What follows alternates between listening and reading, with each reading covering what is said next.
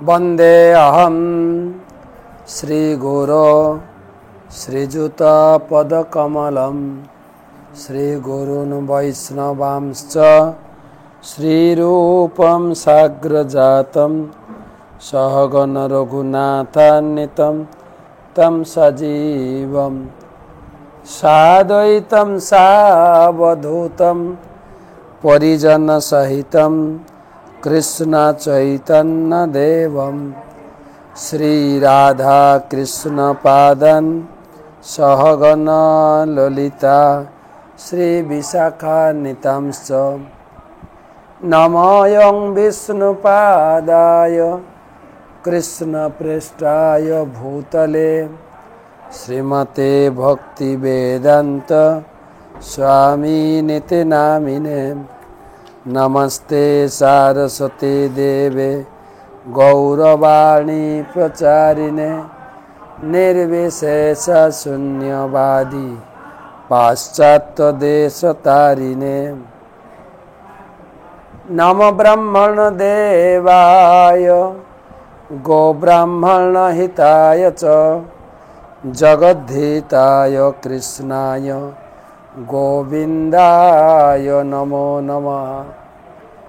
तप्त कांचन गौरांगी राधे वृंदावनेश्वरी वृषभानुसुते देवी प्रणमामि हरिप्रिये।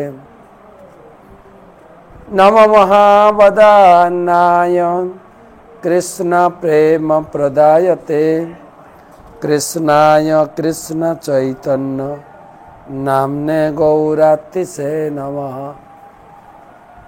जय श्री कृष्ण चैतन्य प्रभु नित्यानंद श्री अद्वैत गदाधर श्रीवासदि श्री गौर भक्तबिंद। हरे कृष्णा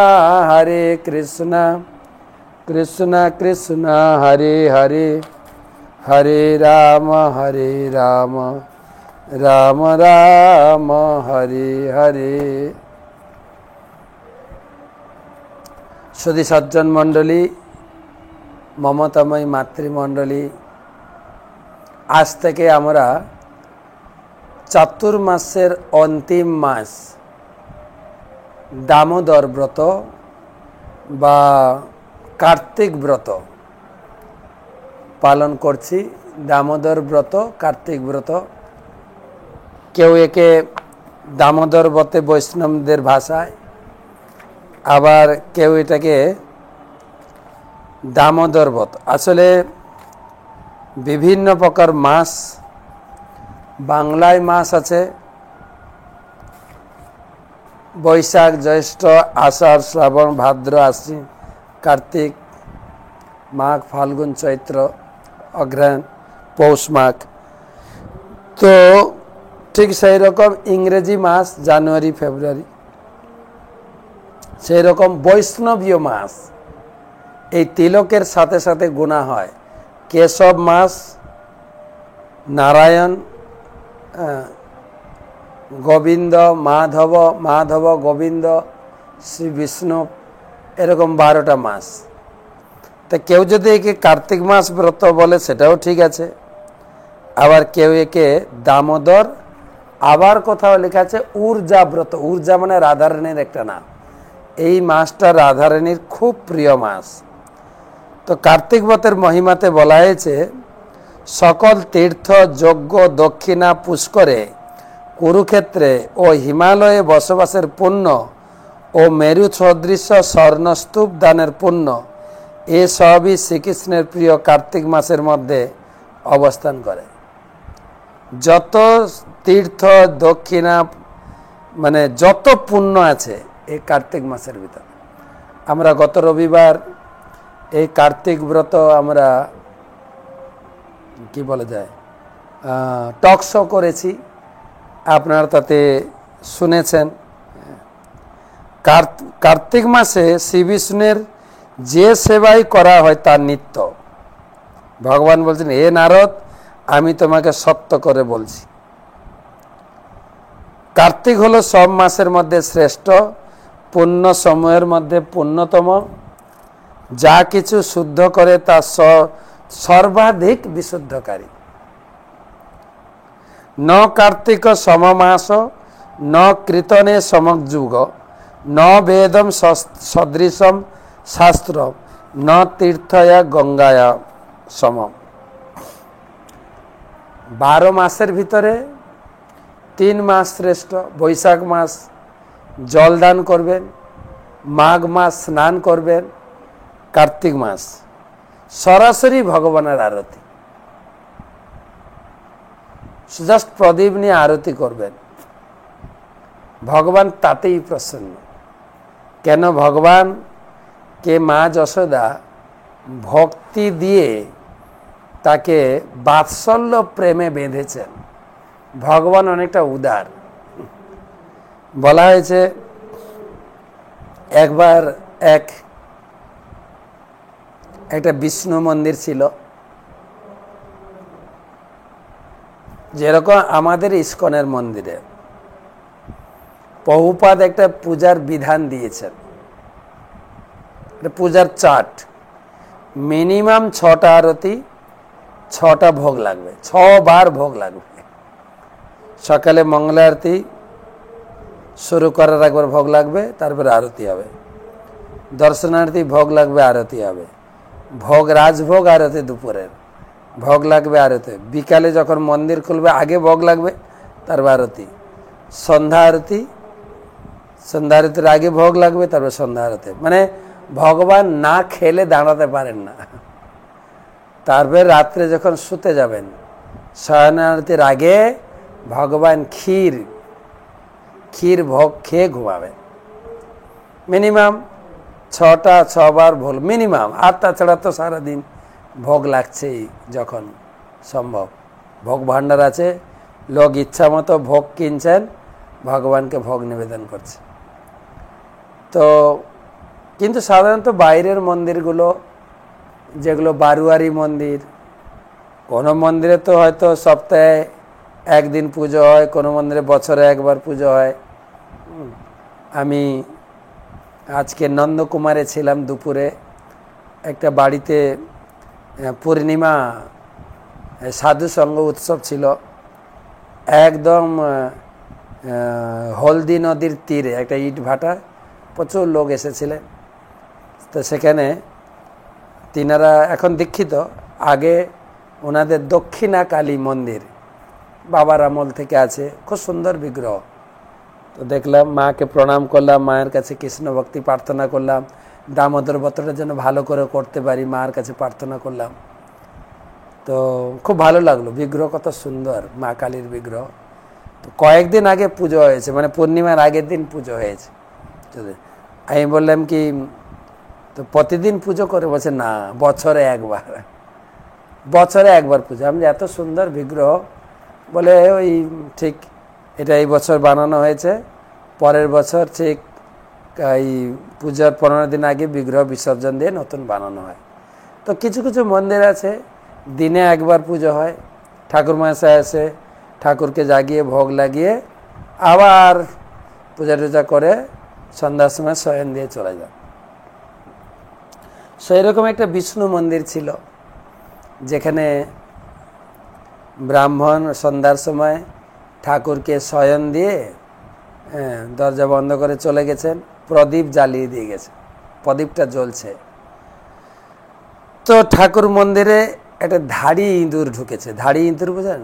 ইঁদুর সাধারণত ছোট হয়, যেটাকে বলে নেংটি ইঁদুর।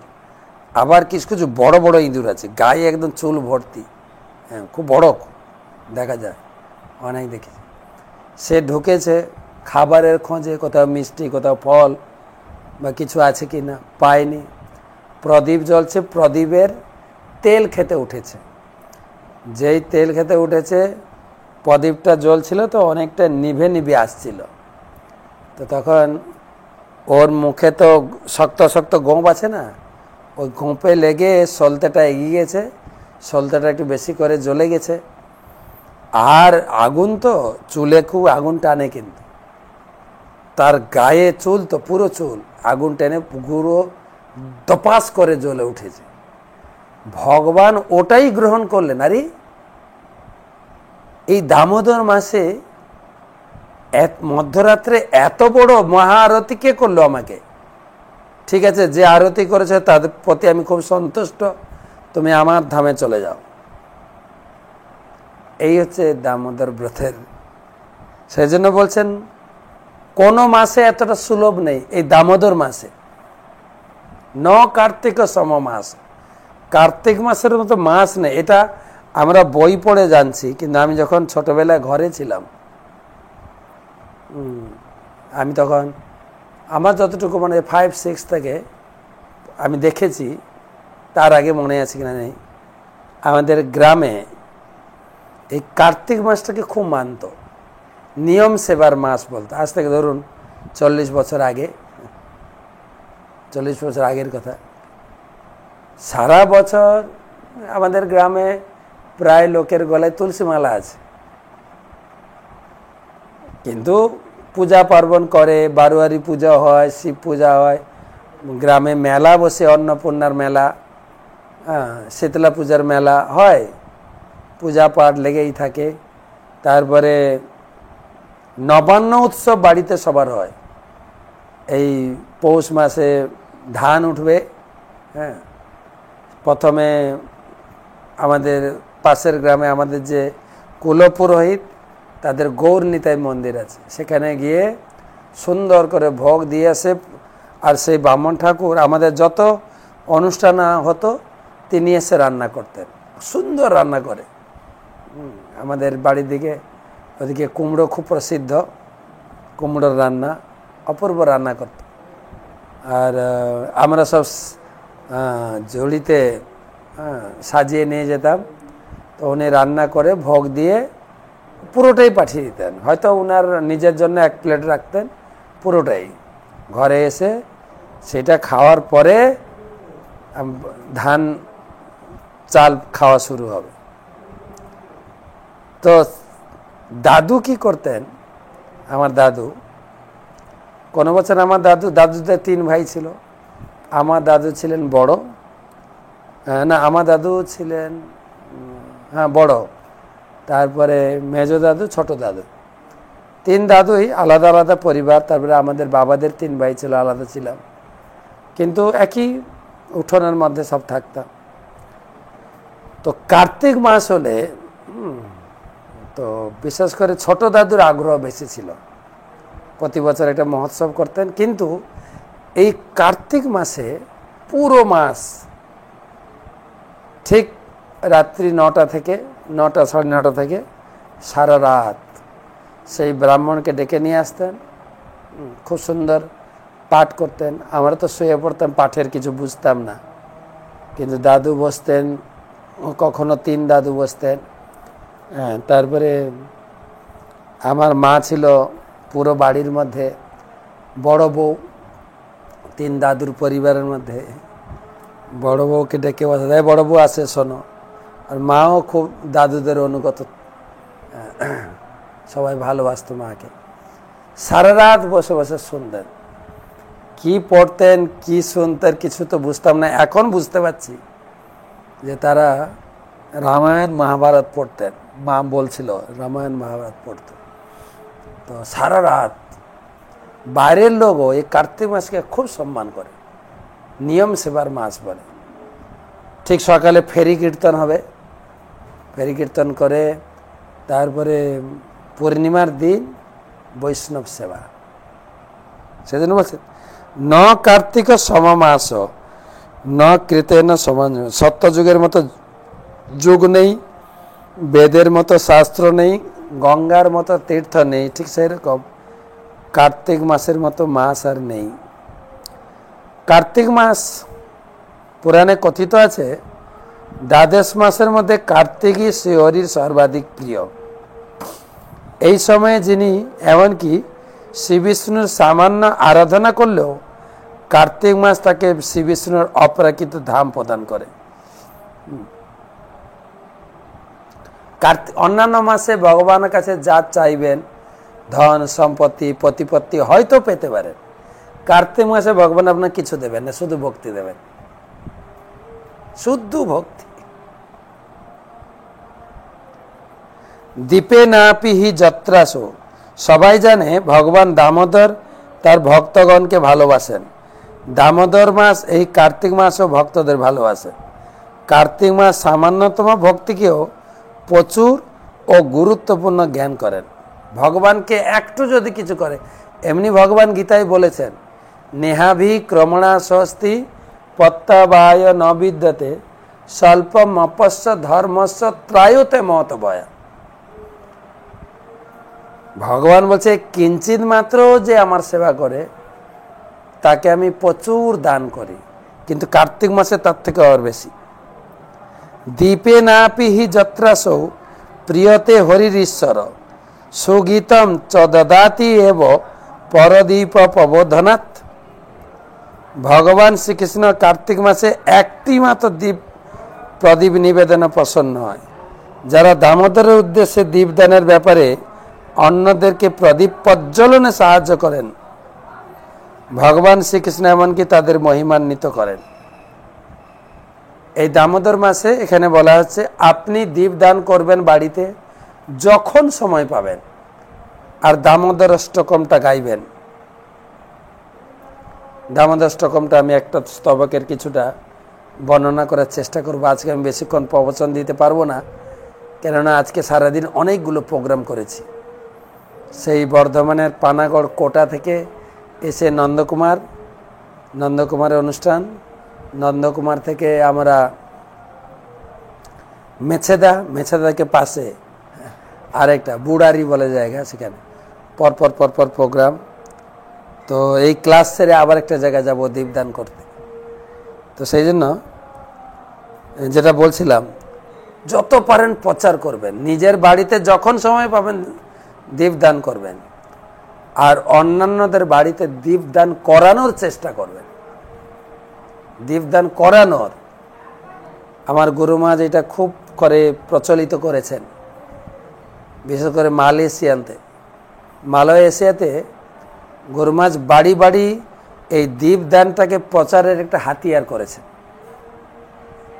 প্রচারকে হাতিয়ার করেছেন যে বাড়ি বাড়ি দীপদান। কারো কোথাও দীপদানে আপনি আপনার বাড়ির পাশাপাশি পরিচিত জন যত লোক আছে, হিন্দু লোক, তাদেরকে উৎসাহ দিন, বৌদি তোমার বাড়িতে একটু দীপদান করবো আজকে, তুমি এরকম দীপদান করো, এইভাবে ঠাকুরকে দীপ দেখাবে। ওই যে ওকে উৎসাহ দিচ্ছেন, ওতেই আপনার কাজ। ভগবান বলছেন যে নিজে দীপদান করবেন, অন্যকে দীপদান করাতে সাহায্য করবেন, তিনিও মহিমান্বিত হবেন।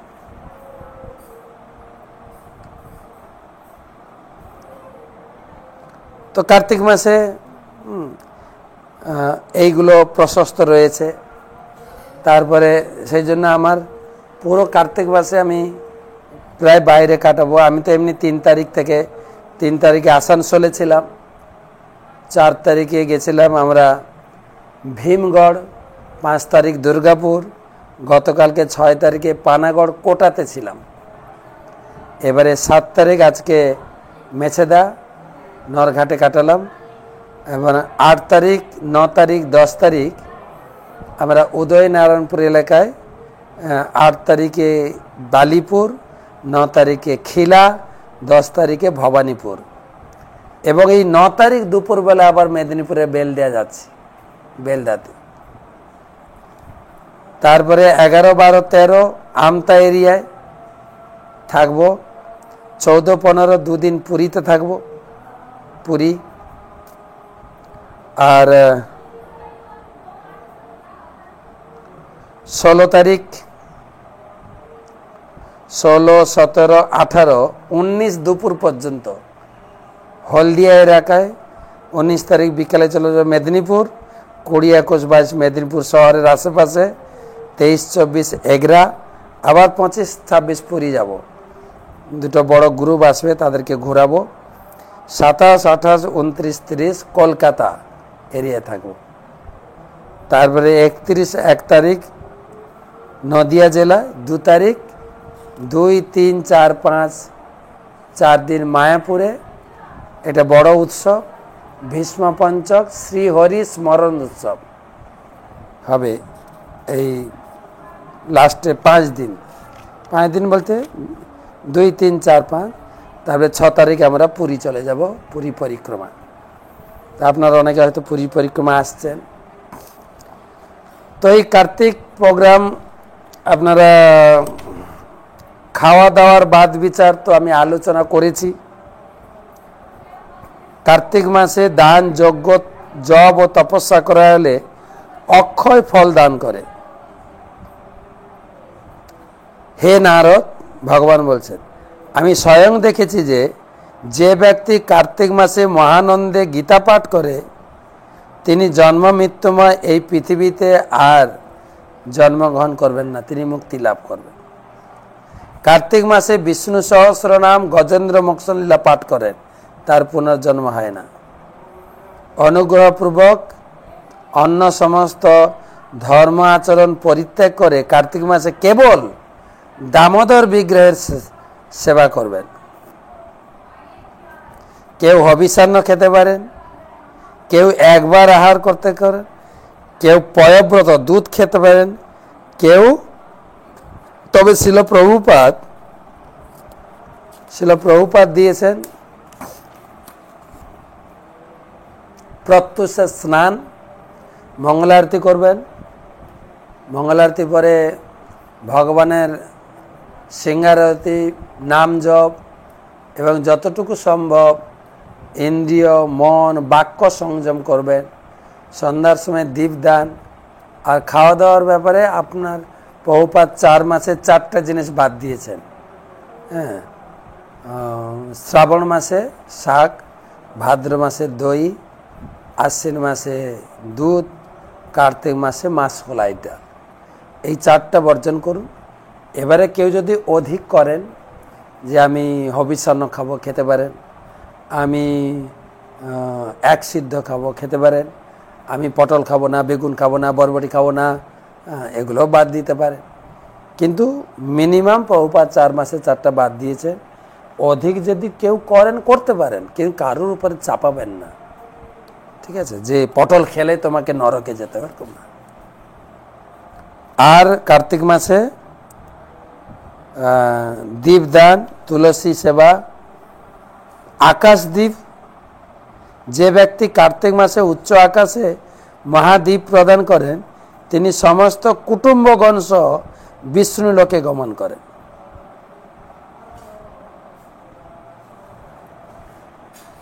তো এই পর্যন্ত পড়লাম। আমি প্রতিদিন এই কার্তিক দামোদর ব্রত বইটা থেকে পড়ে পড়ে শোনাবো কি লেখা আছে। 2টো শ্লোক পড়ি।